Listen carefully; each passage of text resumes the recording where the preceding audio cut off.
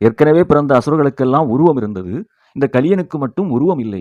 கலியன் கலிமாய எண்ணமாக, ஒட்டுமொத்த எண்ணமாக இந்த பூமியிலே பிறப்பிக்கப்படுகின்றான்.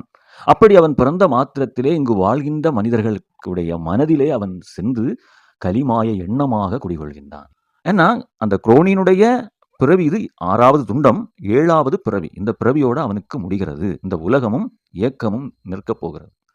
ஏன்னா இனி இதுக்கு மேலே யுகம் என்பது சுழலப் போவது இல்லை. இது கடைசி யுகம், கலியுகம். குரோனிக்கும் இது கடைசி பிறவி. இதில் அவன் சரியான முறையில் அவன் செய்யலைன்னா அவனுக்கு நரகம் என்பது விதியாகிறது. அப்படிப்பட்ட அந்த கலிமாய எண்ணத்தை அழிப்பதற்காக விஷ்ணு தன்னுடைய அவதாரத்தை, அதாவது வைகுண்ட அவதாரத்தை இந்த பூமியிலே பிறப்பிக்கின்றார். ஆனால் இதில் ஒரே ஒரு வித்தியாசம் என்னன்னா, இதற்கு முன்பு கந்தனாக வரும்போதும், ராமராக வரும்போதும், கிருஷ்ணராக வரும்போதும் அந்த விஷ்ணு மட்டுமே, அந்த ஐந்தொழில் மூர்த்திகள் ஒருவரான விஷ்ணு மட்டுமே அங்கு அவதாரமாக வந்தார். ஆனா இந்த கலியுகத்தின் அவதாரமான வைகுண்ட அவதாரத்துல ஒட்டு மொத்தம் வருது. அதாவது விஷ்ணு அவதாரம் எடுக்கின்றார். ஆனா அந்த விஷ்ணுடைய அவதாரத்தினுள்ளே முப்பொருளும் ஒரு பொருளாக வந்தது.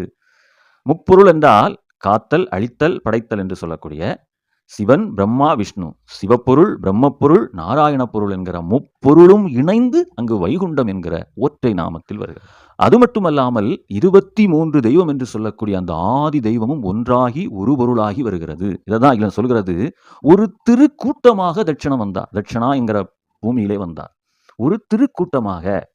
இதுதான் நம்ம என்ன சொல்றோம்னா, 23 தெய்வங்களும் ஒன்றாகி வந்த ஒரு தெய்வமே ஐயா வைகுண்டர் அவதாரம் என்பதை இந்த இடத்துல நம்ம உணரணும். இதுதான் ராமவதாரம், கிருஷ்ணவதாரம், கந்தவதாரம் போன்ற ஏனைய அவதாரங்களுக்கும் வைகுண்ட அவதாரத்திற்கும் உள்ள மிகப்பெரிய ஒரு வேறுபாடு.